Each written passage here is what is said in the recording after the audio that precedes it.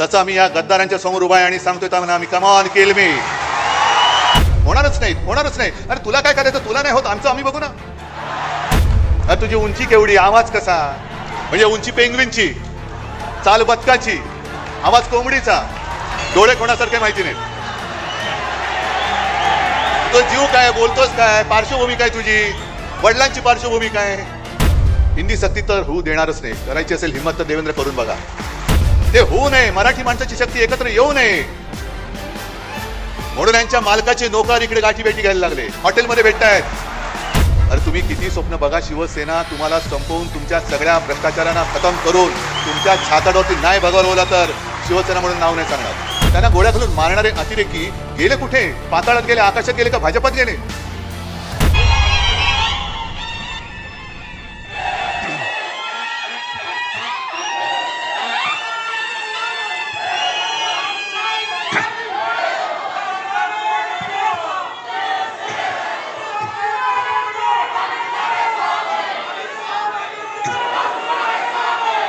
जमलेल्या माझ्या तमाम हिंदू बांधवांनो, भगिनी आणि मातांनो,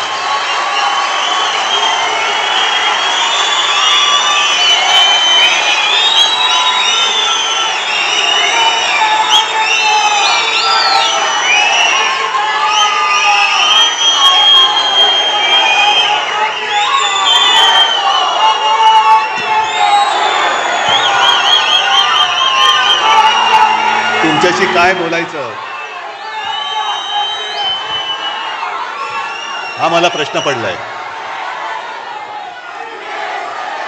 आणि हे जे काही चित्र आहे, हे वातावरण आहे,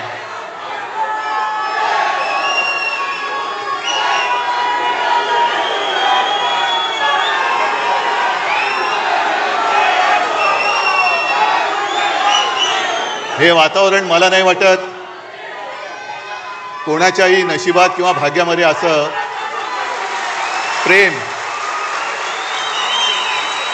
लिहिलं असेल.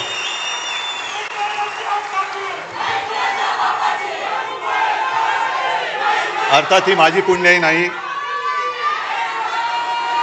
ही माझ्या पूर्वजांची पुण्याई आणि तुमच्या सगळ्यांचं अतोनात प्रेम.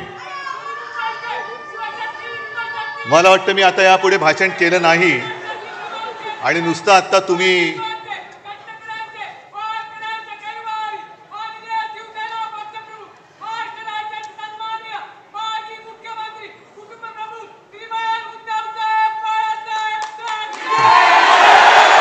हा जयघोष जरी नुसता टीव्हीवरती आपल्या विरोधकांनी पाहिला तरी त्यांचे नॅपकिनसह सगळे कपडे ओले होतील. आणि त्यांना एक प्रश्न पडेल की एवढं सगळं केलं, एवढी माणसं फोडली, चिन्ह चोरलं, वडील चोरले, पक्ष फोडला, तरी शिवसेना संपत कशी नाही. हा उद्धव ठाकरे संपत कसा नाही. कारण त्यांना कल्पना नाहीये की शिवसेना प्रमुखांनी रक्त आटवून, विचार पेरून हे एक शिवसेना नावाचं वादळ निर्माण केलेलं आहे. पैसे फेकून जमवलेली माणसं नाही आहेत, विचार अंगामध्ये भिनवून कट्टर हिंदुत्वनिष्ठ महाराष्ट्र धर्म पाळणारे शिवसैनिक आहेत.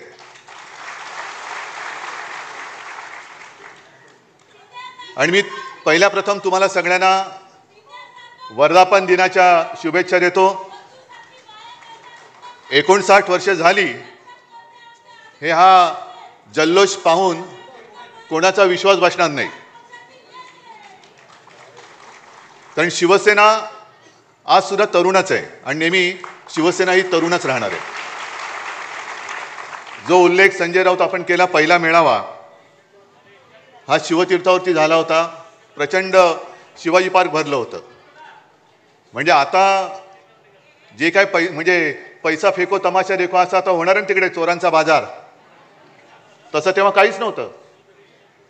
म्हणजे तुम्हाला सगळ्यांना कल्पना आहे की काही जणांनी शिवसेना प्रमुखांना सांगितलं की एकदम शिवाजी पार्कात सभा घेण्याचा मूर्खपणा करू नका, पहिला एक हॉल घ्या, मग एक मैदान घ्या, मग हळूहळू टप्प्याने शिवाजी पार्क. शिवसेना प्रमुख म्हणाले काय व्हायचं ते होईल, एकतरी लोक तरी वेडे नाही तर मी तरी वेडा. दोघंही वेडे ठरले नाहीत आणि शिवाजी पार्क तुडुंब भरून ओसंडून वाहत होतं. माझे आजोबा व्यासपीठावरती होते, शिवसेना प्रमुख होते आणि मी माझ्या माच्या मांडीवरती समोर मैदानात बसलो होतो मांडी घालून. म्हणजे आज ज्यांना काही दाढी फुटल्या आणि दाढी खाजवत आहेत ते कुठे असतील मला कल्पना नाही. जाऊ दे. आज सगळीकडे बॅनर लागलेत, पोस्टर लागलेत, शिवसेना प्रमुखांचे फोटो आहेत. मला खरंच कीव येते की जे आपला बाप बदलतात आणि राजकारणात ज्यांना पोरं होत नाहीत, मी राजकारणात म्हणतोय, अशी लोक जेव्हा आपल्या घराणेशाहीवरती टीका करतात तेव्हा मला त्यांची कीव येते. अरे तुला होत नाही राजकारणात पोरं, आम्हाला आम्ही काय करू, घे, आमच्याकडे आहेत, घ्यायची तर घे. किती पाहिजेत? कारण भारतीय जनता पक्ष असाच आहे.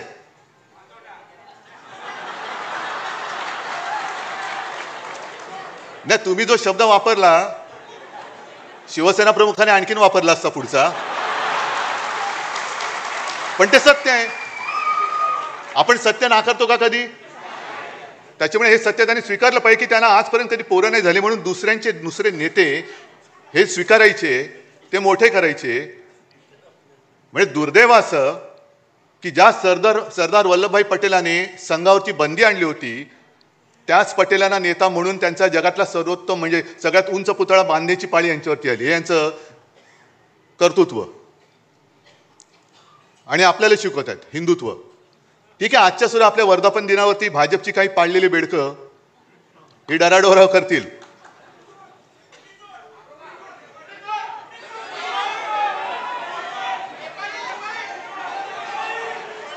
मी आणखीन काय बोलण्याची गरज आहे त्याच्यावर? कारण ह्याच हॉलमध्ये शिवसेना प्रमुखांचं ते गाजलेलं भाषण आहे, तर ती आठवण झाली तरी पुरे.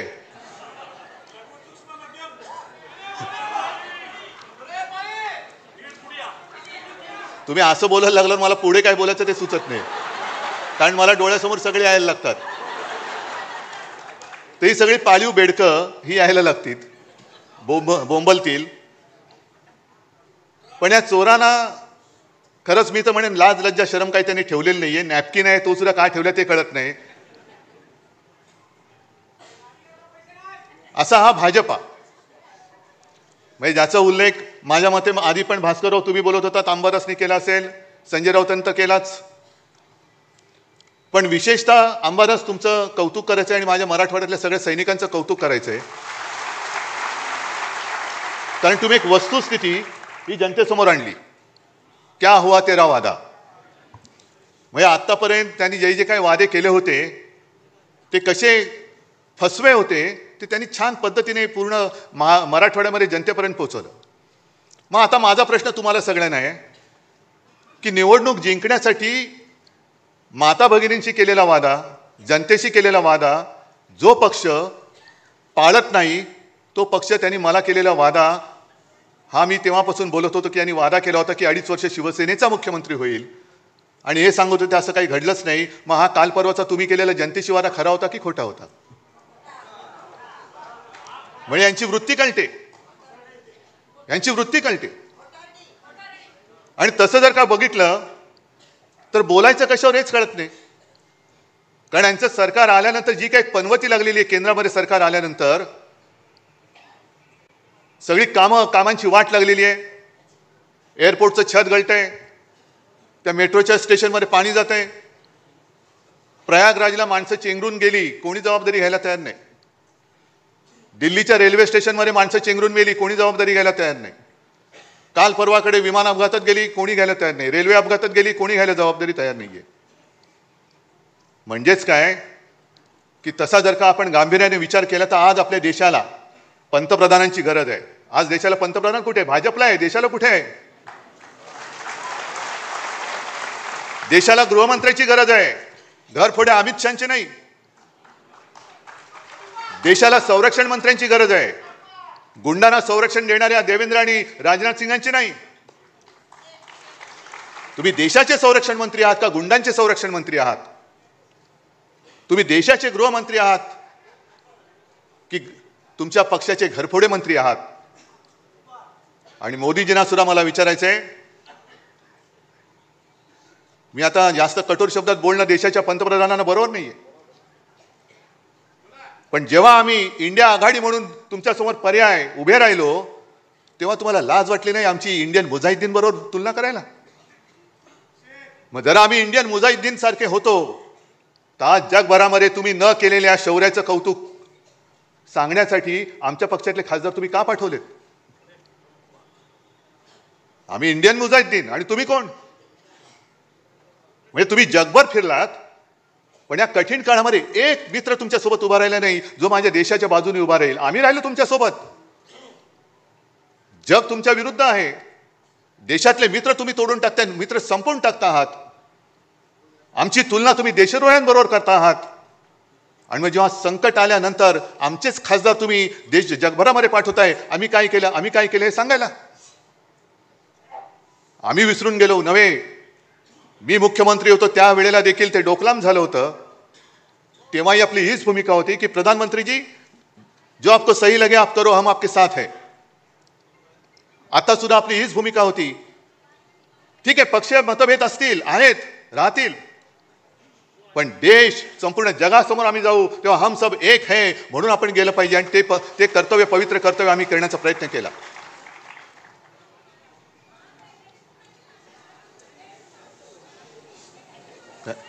नाही ठीक आहे, जरा थांब. हे पवित्र कर्तव्य आम्ही केलं. आणि दुसरं त्यांनी जे काय केलं, यांना नावं बरी सुचतात. ऑपरेशन सिंदूर. घरोघरी जाऊन हे सिंदूर वाटणार होते. कोण वाटणार सिंदूर? हे सगळे भ्रष्ट गुंड. हे माझ्या माता भगिनींना जाऊन तो पवित्र सिंदूर वाटणार. म्हणजे ज्यांना जोड्याने हाणलं पाहिजे असे भ्रष्ट भाजपवाले माझ्या माता भगिनींना जाऊन सिंदूर वाटणार आणि ते काय सिंदूर त्यांच्याकडनं घेणार असं वाटलं त्यांना. आम्ही जेव्हा हिंदुत्वाची व्याख्या करतो तेव्हा शिवसेना प्रमुखांनी आम्हाला सांगितलंय की माझं हिंदुत्व म्हणजे राष्ट्रीयत्व आहे. आम्ही हिंदू धर्म मानतोच आहोतच, पण त्याच बरोबरीने राष्ट्र धर्म सुद्धा पाळणारे आम्ही कट्टर देशाभिमानी हिंदू आहोत. हा देश जो आपला मानतो, या देशासाठी जो मरायला तयार आहे तो आमचा आहे. जातपात धर्म त्याचा आम्ही नंतर बघू, पण हा देश जो आपला मानतो आणि या देशासाठी तो वाटेल ती कुर्बानी द्यायला तयार आहे, तो कोणी असला तरी तो आमचा आहे. मग मला मोदींना विचारायचं आहे,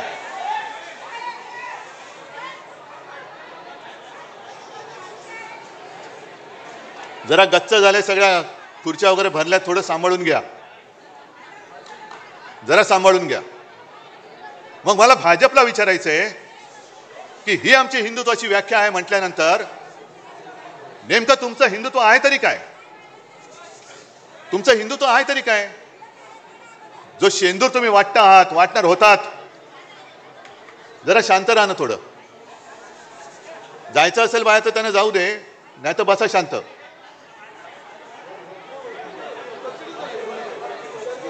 गर्दी झाली जरा, थोडा हा वरती दारात, इकडे खाली काय नाही, वरती गर्दी झाली,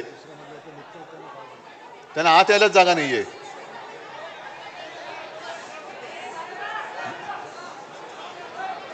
जरा खाली नाही तर इकडे कुठे जागा असेल तर बघा. बरं ठीक आहे, चला, ते वरती सांभाळतात सगळ्यांना, आपण आपलं सांभाळू इकडे.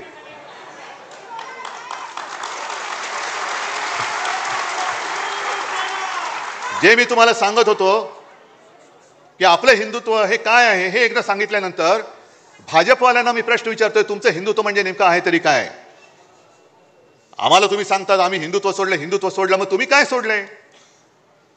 कारण मध्येच कधीतरी जाऊन तुम्ही मशिदीमध्ये सौगात वाटता, मध्येच कधीतरी तुमच्या डोक्यात काहीतरी येतं, घराघरामध्ये जाऊन शेंदूर वाटायचा. आणि तो शेंदूर कोण वाटणार? तो नालायक, तो एक मंत्री कोण, विजय शहा, ज्याला खरंच भर रस्त्यामध्ये चापकानी फोडला पाहिजे, त्याच्यावरती भाजप अजून काही कारवाई करत नाही. त्या सोफिया कुरेशी ज्या आपल्या भगिनी आहेत, एक काय आपल्याला गर्व वाटला त्यावेळेला, एक महिला आपल्या लष्करामध्ये मोठ्या पदावर पोचली आणि ती बाणेदारपणाने आपली बाजू मांडते. त्या सोफिया कुरेशीना जो विजय शहा पाकिस्तान की बहन म्हणतो, आतंकवाद्यांची बहीण म्हणतो, ही अशी नालायक अवलाद भाजपमध्ये आहे आणि या भाजपकडनं आपण देश सुधारण्याची आशा करतो. देश सुधारणार आहे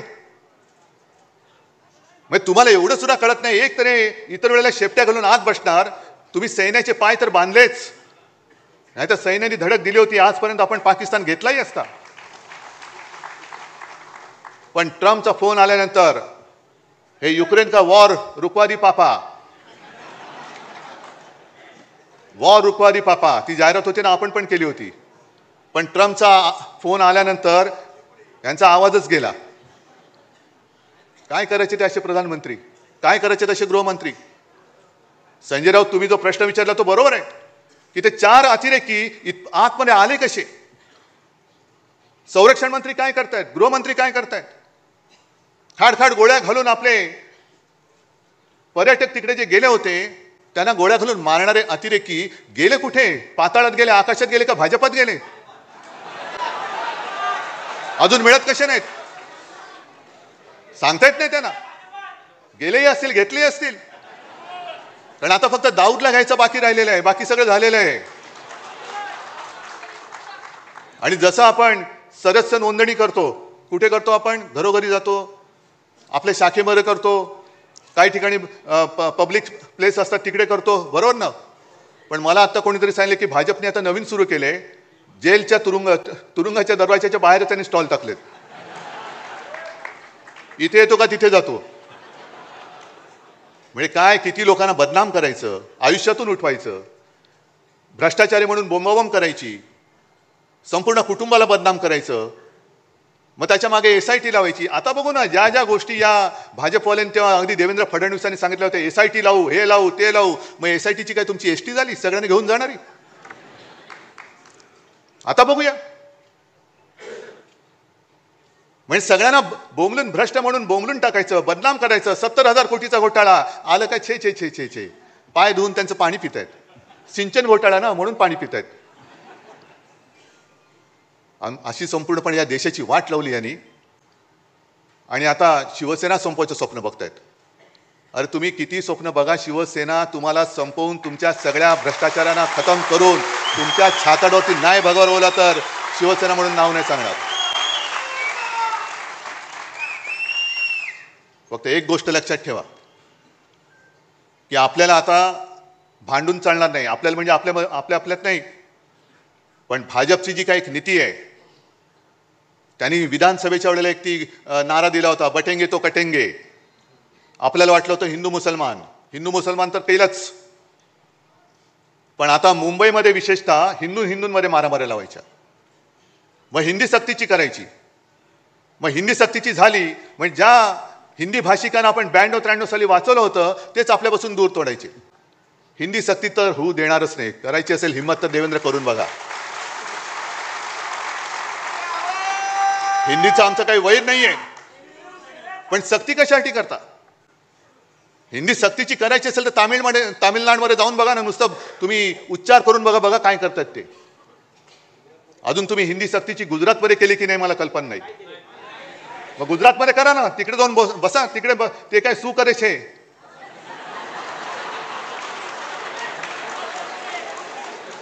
म्हणजे ते मराठीत त्याचा अर्थ वेगळा होतो, हिंदीत काय होतं मला माहिती नाही.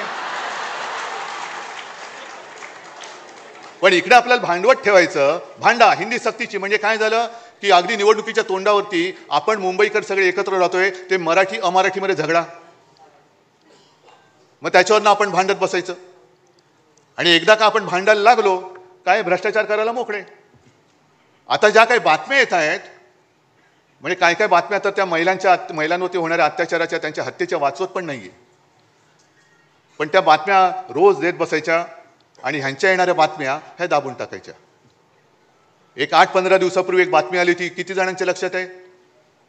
या मिंद्याच्या काळामध्ये 3,000 कोटींनी जास्त असलेले टेंडर सुप्रीम कोर्टाने रद्द केलं होतं. किती लोकांना माहिती आहे. 3,000 कोटी रुपये गेले कुठे, गेले ना. मग मध्ये जो काही आपण म्हणजे आदित्यने सुद्धा प्रेस कॉन्फरन्स घेतली, आपण मोर्चा काढला होता. मुंबईमधला रस्ता घोटाळा, पैसे गेले कुठे.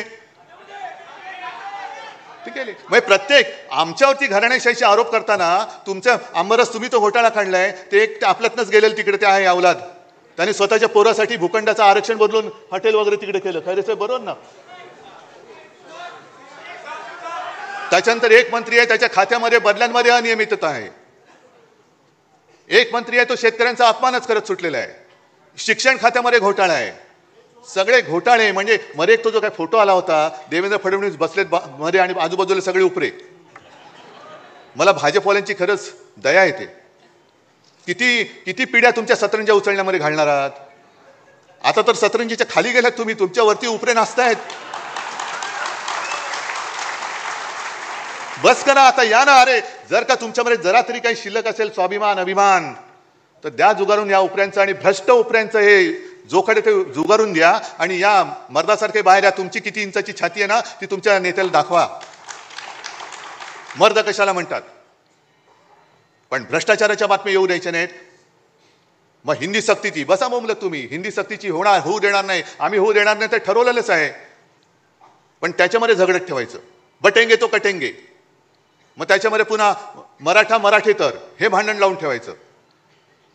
हिंदू मुस्लिम आहेच, तो एक बेडूक ओरडतोच आहे त्याच्यामध्ये, त्याला काम तेवढंच दिलेलं आहे.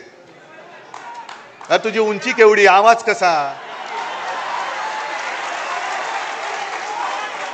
म्हणजे उंची पेंग्विनची, चाल बदकाची, आवाज कोंबडीचा.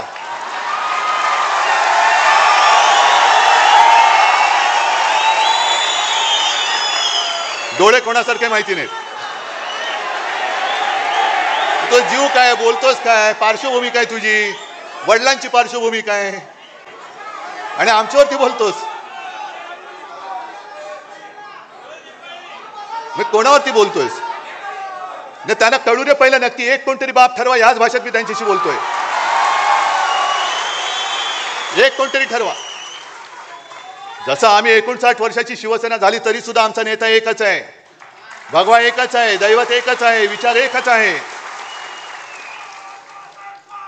आणि शिवसेना प्रमुखाने शिवसेनेची स्थापना केली ती महाराष्ट्राच्या मराठी माणसावरती होणाऱ्या अन्यायाचा मुकाबला करण्यासाठी केली आणि हिंदुत्वाच्या रक्षणासाठी केली. शेटजींची पालखी वाहण्यासाठी नाही केली. शेटजींचे बूट चाटण्यासाठी शिवसेनेची स्थापना नाही केली. हे त्या मिंद्याला पहिले जाऊन सांगा.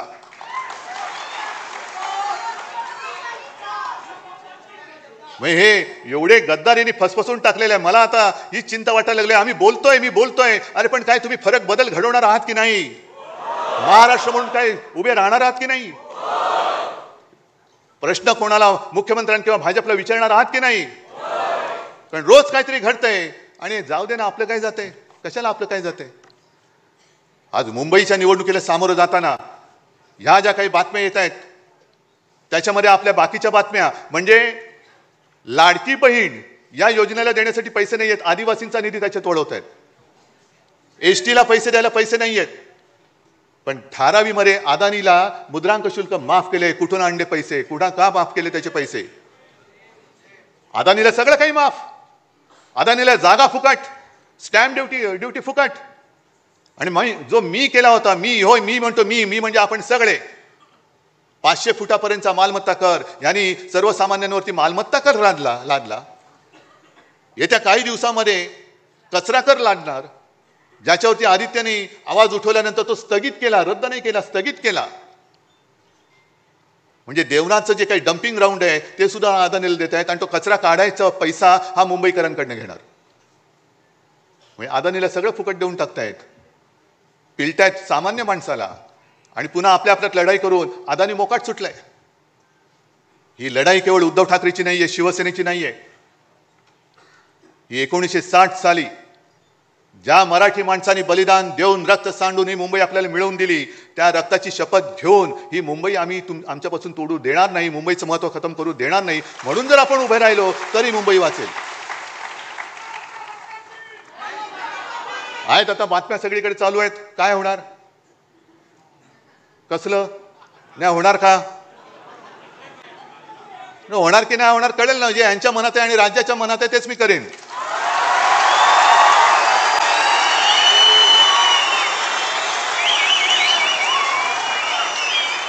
पण ते होऊ नये, ते होऊ नये, मराठी माणसाची शक्ती एकत्र येऊ नये म्हणून यांच्या मालकाचे नोकर इकडे गाठीभेटी घ्यायला लागले, हॉटेलमध्ये भेटतायत मालकांचे नोकर तुम्ही. कारण जर का मुंबईवरती ताबा यांना मिळाला नाही आणि मुंबई परत शिवसेनेच्या ताब्यात आले, आम्ही घेणारच आहोत, आम्ही घेणारच आहोत. मुंबई जर का पुन्हा मराठी माणसाच्या ताब्यात गेली तर मालकाच्या मित्राचं कसं होणार, अदानीचं कसं होणार. त्याच्यामुळे मराठी माणसाची शक्ती एकवटता कामा नये.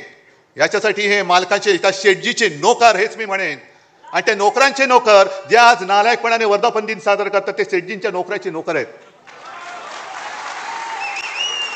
म्हणून किती प्रयत्न चाललेत, होणारच नाहीत, होणारच नाही. अरे तुला काय करायचं, तुला नाही होत, आमचं आम्ही बघू ना, आम्ही बघू आमचं काय करायचं ते. पण जर तुम्हाला कोणाला वाटत असेल की तुम्ही शिवसेना प्रमुखांचा ब्रँड पुसून टाकाल तर तुमचं नामो निशाण आम्ही महाराष्ट्राच्या धर्तीवरून पुसून टाकल्याशिवाय राहणार नाही. नामो निशाण पुसून टाकू आम्ही भाजपच्या या महाराष्ट्रातून. आणि आज तर मी तयारीने उभा आहे. तुमची तयारी काय मला कल्पना नाही. मी तुम्हाला एकच आठवण सांगतोय, माझी तयारी मी तुम्हाला सांगतो. 92-93 साली जेव्हा दंगा भडकला होता देशद्रोह्यांच्या विरुद्ध, तुम्हीच सगळे शिवसैनिक रस्त्यावरती उतरला होतात आणि छातीचा कोट करून मुंबई वाचवली होती. तेव्हा एक व्यक्ती आली होती बाळासाहेबांकडे, बाळासाहेब आता बस झालं, आता पुरे झालं. आता ती कोण व्यक्ती मी सांगत नाही, आज आहे ती हयात. आणि बाळासाहेबांनी सांगितलं की अरे एक पिक्चर मी पाहिला प्रहार नावाचा. कोणाचा?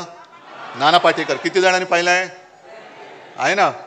त्याच्यामध्ये नाना पाटेकर त्या गुंडांसमोर उभा राहतो आणि त्यांना सांगतो कम ऑन किल मी. तसं आम्ही या गद्दारांच्या समोर उभा आहे आणि सांगतोय त्यांना आम्ही कम ऑन किल मी. असेल हिंमत तर या अंगावर, फक्त अंगावर येणार असाल तर एक गोष्ट नक्की करा. अमिताभ बच्चनचा तो पिक्चर होता ना, ॲम्ब्युलन्स घेऊन यायचा, तसा अंगावर माझ्या येणार असेल तर ॲम्ब्युलन्स घेऊन यायची. कारण येताना सरळ याल, जाताना आडवे होऊन जाल. सगळ्यांना धन्यवाद. जय हिंद, जय महाराष्ट्र.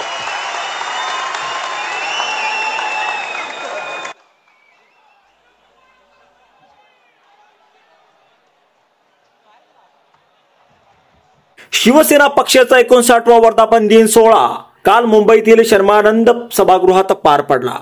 शिवसेनेच्या दोन्ही गटांचा वर्धापन दिन साजरा होत असताना उद्धव ठाकरे यांनी भाजपा आणि शिंदे गटावर टीका केली आहे. आगामी महापालिका नगरपालिका निवडणुकांच्या पार्श्वभूमीवर सर्वोच्च राजकीय पक्ष संभाव्य युती आघाडीची चाचपणी करत आहेत. तसेच इतर पक्षातील नेत्यांना स्वतःकडे खेचण्याचा प्रयत्न करत आहेत. या राजकारणावर उद्धव ठाकरेंनी टीका केली आहे. राजकारणात ज्यांना मुलं होत नाहीत ते दुसऱ्यांची मुलं चोरतात.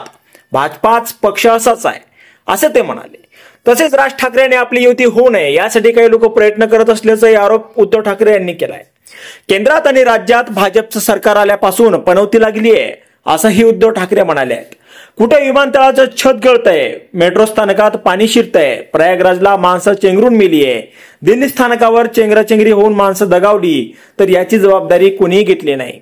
काल परवा विमान अपघात झाला, रेल्वेचा अपघात झाला, माणसं गेली, त्याचीही जबाबदारी कोणी घेतली नाही अशी टीका ठाकरे यांनी केली आहे. आज देशाला पंतप्रधान आणि गृहमंत्री नाही असंही ते म्हणाले. देशाला पंतप्रधान नाही, पंतप्रधान भाजपाचे आहेत. देशाला गृहमंत्र्याची गरज आहे, घरफोड्या अमित शहाची नाही. संरक्षण मंत्र्यांची गरज आहे, गुंडांना संरक्षण देणाऱ्या राजनाथ सिंहाची गरज नाही असा आरोप ठाकरे यांनी केलाय. उद्धव ठाकरे पुढे बोलताना म्हणाले की राजकारणात ज्यांना मुलं होत नाहीत अशी लोक आमच्या घरावर टीका करतायत. अशी लोकांची मला कीव येते. भारतीय जनता पक्ष असाच आहे.